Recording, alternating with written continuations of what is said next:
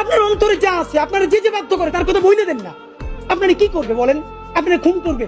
আপনি প্রায় 80 বছর বাঁচছেন, আর কয় বছরই বা বাঁচবেন?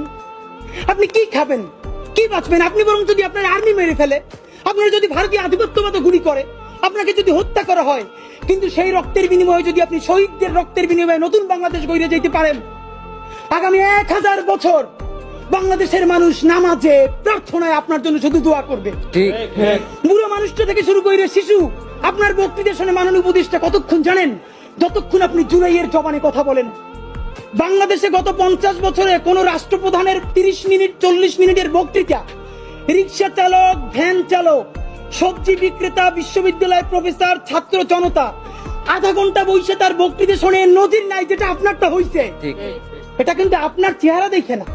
আপনি রাজনৈতিক দল করছিলেন, ফেরও করছেন, কিন্তু এইবার যে আপনার এই বাংলাদেশের পক্ষে হৃদয় নিংড়ে ভালোবাসা, আপনি যখন বক্তৃতা করেন আপনি আর্টিফিশিয়াল কিছু বলেন না, কিন্তু আপনি যখন ঘোষণাপত্র বললেন আপনার চেহারায় আর্টিফিশিয়াল ছাপ। ইদানিং আপনি স্ক্রিপ্ট দেখে দেখে বক্তৃতা করেন, এগুলো আমরা চাই না। মাননীয় প্রধান উপদেষ্টা আপনার একটা কথা বলি, আমরা আগেও বলেছি এই সরকারের সকল উপদেষ্টার এক পা অন্য দেশে, বিপদ হইলে ভাইগে যাবে, কিন্তু আমরা দৃঢ়ভাবে বিশ্বাস করি আপনি ভাগবেন না।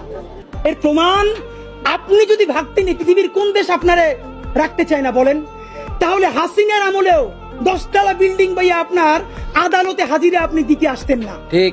আপনি তখনই বিদেশ থাকতে পারতেন। আপনি এই দেশে থাকতে চান বলেই আপনি আসছেন, আমরা বিশ্বাস করতে চাই।